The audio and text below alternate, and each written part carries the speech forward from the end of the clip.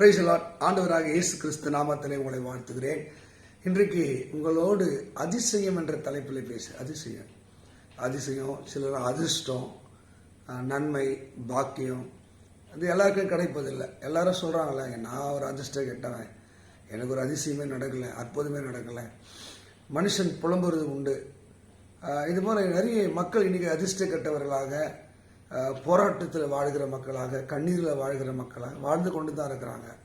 அப்போது கீழே இருக்கிறவன் சோறு 3 வேளை சோறு இல்லாதவன் ஒரு வேளை சோறு கிடைச்சா அவனுக்கு அதிசயம், அது அற்புதம்.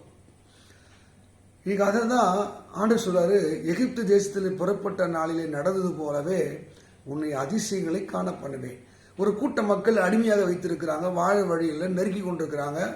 அவங்க வேலைக்கேற்ற கூலி கிடைக்கல, பஞ்சம பட்டினி அவங்க தலைவிரித்து ஆடுது, உரிமை குரல் கொடுக்க முடியல, தன்னுடைய வருத்தத்தை வெளியே சொல்ல முடியல, கோவப்பட்டாலும் அந்த கோபத்தை வெளியே காட்ட முடியல. அப்படி நெருக்கி அமுக்கப்பட்ட ஒரு கூட்டத்தின் நடுவிலே ஆண்டவருடைய பிரசனம் இறங்கி வந்து, வல்லமை இறங்கி வந்து அவர்களை அற்புதமாக அந்த அடிமைத்தன வாழ்விலிருந்து வெளியே கொண்டு வருகிறார். இதை தான் ஒப்பிடுகிறார் மீகா 7:15. எகிப்து தேசத்தில் நடந்தது போல உன்னை அதிசயங்களை காண பண்ணுவேன். உங்கள் வாழ்க்கையில் கூட அப்படிப்பட்ட ஒரு நெருக்கடி, பாடு, கஷ்டத்தின் கண்ணீர் நடுவில் நீங்கள் வாழ்ந்து கொண்டிருக்கலாம். ஆண்டவர் பைபிளில் எத்தனையோ பேருடைய சிறையிருப்பை மாற்றுகிறார்.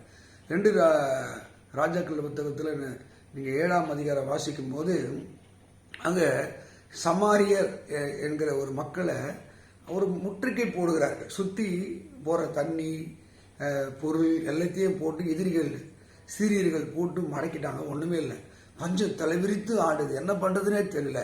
அப்போ அவங்க புலம்புறாங்க, அழுகிறாங்க. ஒரு கழுத, ஒரு தாடை விலை அவ்வளோ காஸ்ட்டு.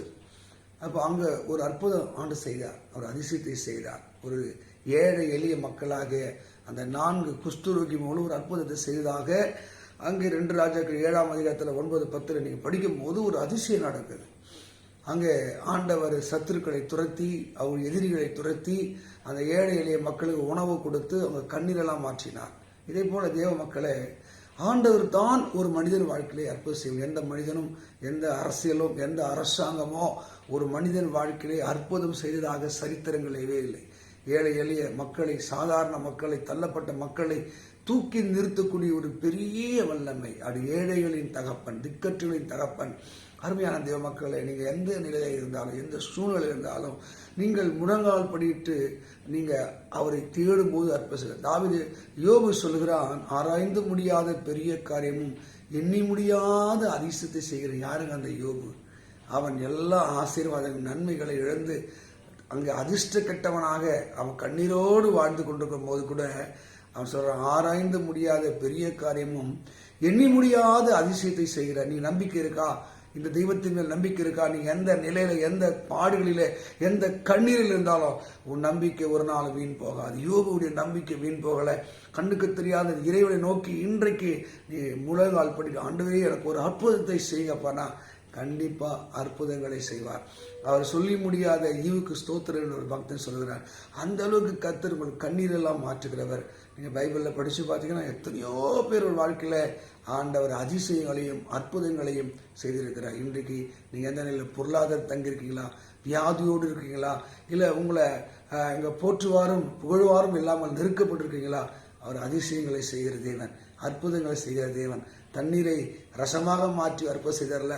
ஒரு சாதாரண வாழ்க்கை, எளிமையான வாழ்க்கையை அவர் அற்புதமான வாழ்க்கையாக மாற்றுவார். நீங்கள் எந்த நிலையில் இருக்கிறீங்க, எந்த சூழ்நிலை நீங்கள் வாழ்ந்து கொண்டிருக்கிறீங்க, ஆண்டவர் எனக்கு ஒரு அற்புதம், எனக்கு ஒரு அதிசயம், என் சிறையிருப்பை மாற்றுங்க. பாருங்க, பச்சை தண்ணீரை அவர் மாற்றினார். 2 மீன் 5 அப்பத்தை அதிசயமாக மாற்றினார். நீங்கள் சின்ன வாழ்க்கை, எளிமையான வாழ்க்கை வாழ்றீங்களா? உங்கள் வாழ்வை இயேசுவின் கையில கொடுங்க. ஆண்டவரே எனக்கு ஒரு அற்புதம், எனக்கு ஒரு அதிசயங்க. அதை பெருக பண்ணி ஆசித்த தேவன் உங்கள் சின்ன சம்பளத்தை, உங்கள் வருமானத்தை அவர் பெருக பண்ணி ஆசிரிப்பார். உங்கள் வாழ்வும் ஒரு அதிசயம் நிறைந்த வாழ்வாய், அற்புதம் நிறைந்த வாழ்வாய், அதிர்ஷ்டமான வாழ்வாய் மாற்றுவார். God bless you. கர்த்தர் உங்களை ஆசீர்வதிப்பாராக. ஆமென்.